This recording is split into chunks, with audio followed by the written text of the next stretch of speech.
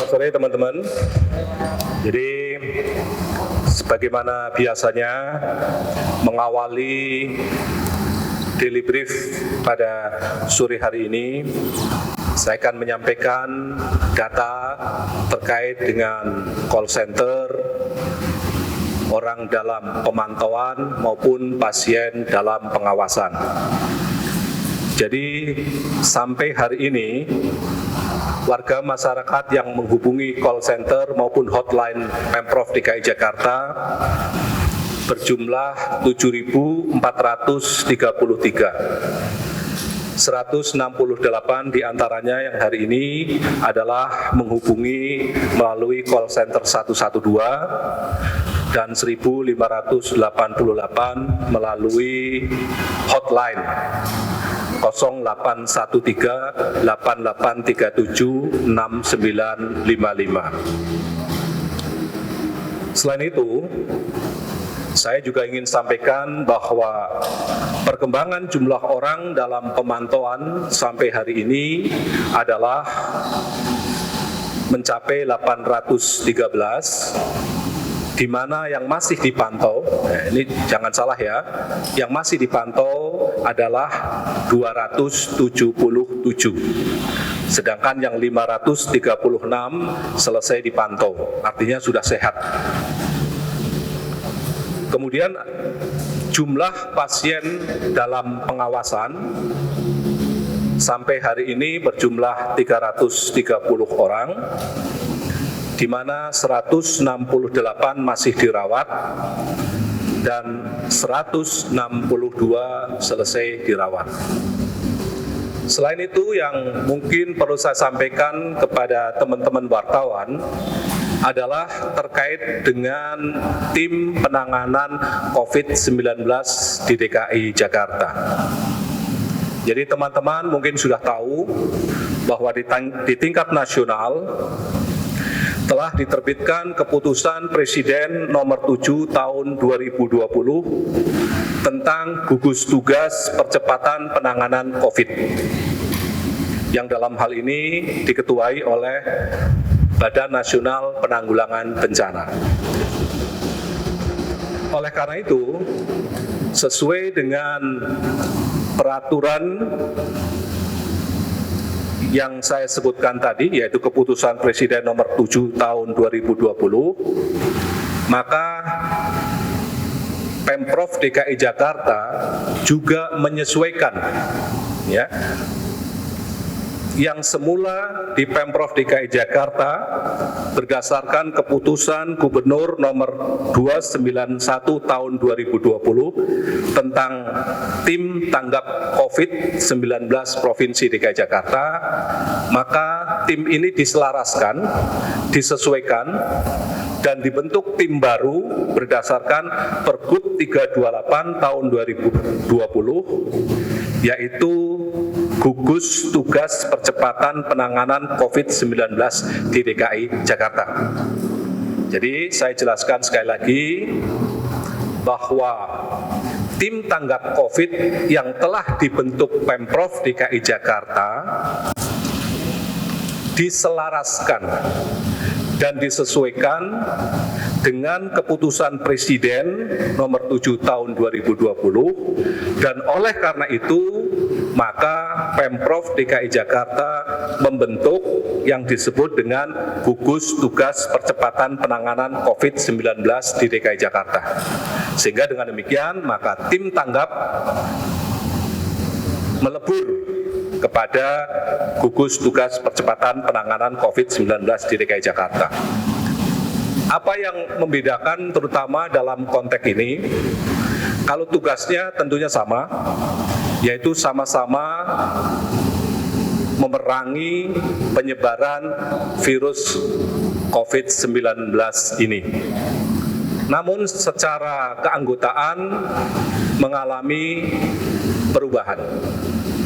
Kalau semula di tim tanggap diketuai oleh saya selaku Askesra Provinsi DKI Jakarta, maka pada saat ini Ketua Gugus Tugas Percepatan Penanganan COVID di DKI Jakarta diketuai oleh Kepala Badan Penanggulangan Bencana Daerah, yaitu dalam hal ini Bapak Sekda.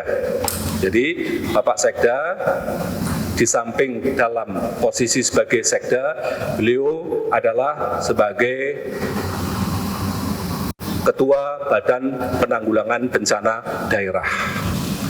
Nah, hal lain yang juga perlu menjadi perhatian dalam keanggotaan tim ini, kalau pada awalnya tim tanggap itu lebih banyak, bahkan hampir semuanya itu di jajaran Pemprov DKI Jakarta, SKPD terkait, maka keanggotaan tim gugus atau keanggotaan gugus tugas ini mengikut sertakan jajaran TNI Polri, jajaran Forkompinda, ya, sehingga Polda, TNI, ya, Pang Armabar, ya, Kejaksaan Tinggi dan juga Pengadilan Tinggi ikut tergabung di dalam keanggotaan gugus tugas ini.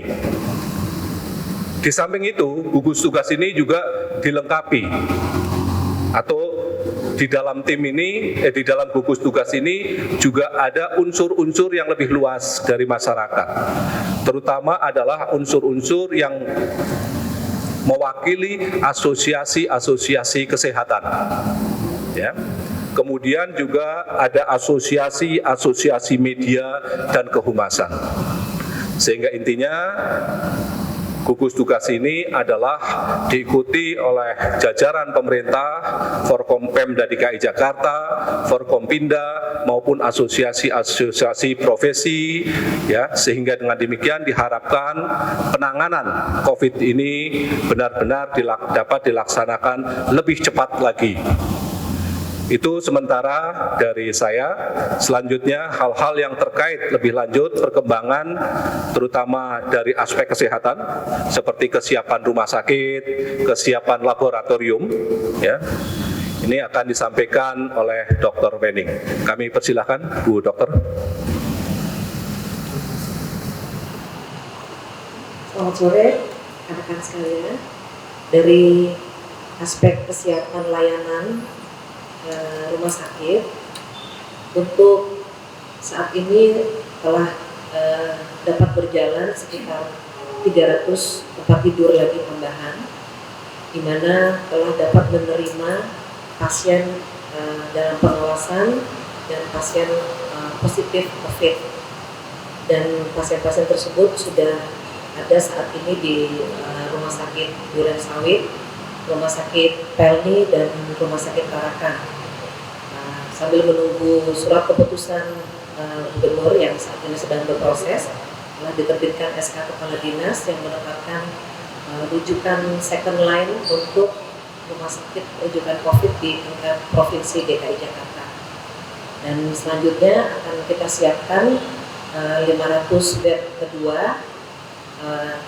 500 bed tersebut sedang kami inventarisir, dan sebagai perkembangannya besok juga kami akan melakukan pertemuan dengan pimpinan-pimpinan dari grup-grup besar rumah sakit seperti ada Maya Pada Group, Siloam Group, Hermina Group, dan sebagainya, rumah sakit swasta yang kemungkinan dapat digunakan lagi sebagai rumah sakit rujukan.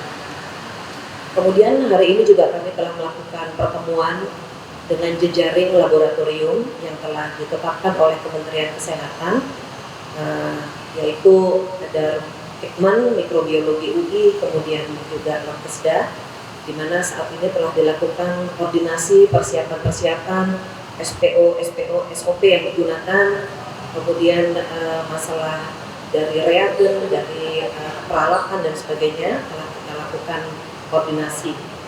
Kemudian hari ini juga Rumah Sakit Duren Sawit telah dapat menerima 27 pasien dalam pengawasan dan 3 dengan konfirmasi positif. Mungkin itu yang dapat disampaikan. Terima kasih. Baik, terima kasih. Assalamualaikum warahmatullahi wabarakatuh. Pak, biar tidak simpang siur, tentang update kondisi dari informasinya ada kerabat dari anggota DPRD DKI Jakarta yang positif COVID. Nah, apa yang dilakukan oleh Pemprov DKI? Apakah akan melakukan disinfeksi atau misalkan meminta orang yang bekerja di kantornya untuk memeriksa diri atau seperti apa?